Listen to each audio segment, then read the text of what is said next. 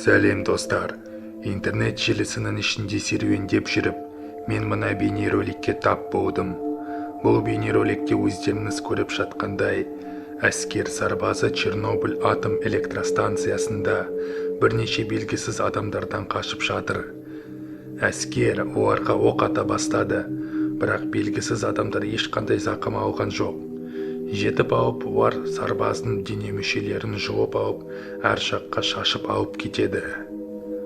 Бұл видео 2008 жылы түсірілген, және осы оқиғадан соң бұны көрген пилоттардың есі адасып, оларды психиатрлық больницаға қамады. Менің пікірім мынадай, бұл бейнеролик фейк емес. Өйткені видеоның сапасы өте жақсы, және бұл жердегі атмосфераны видеомонтаж арқылы беруге мүмкін емес. Мне толық нұсқасы. Прием, я второй. Могу его видеть. Стреляют, товарищ командир, стреляют! Двое его преследуют. Подлетаю, 70 градусов на юг. Еще один. Их уже 4, которые его преследуют. Их уже 5, товарищ командир, 5. Двое справа. Среди вышел из здания. Справа. 5, товарищ командир, 5. Стреляют, товарищ командир, стреляют! Мы его поймали!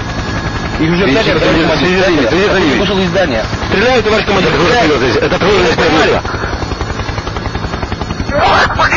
Он его преследует. Оставайся на нем. Держи его.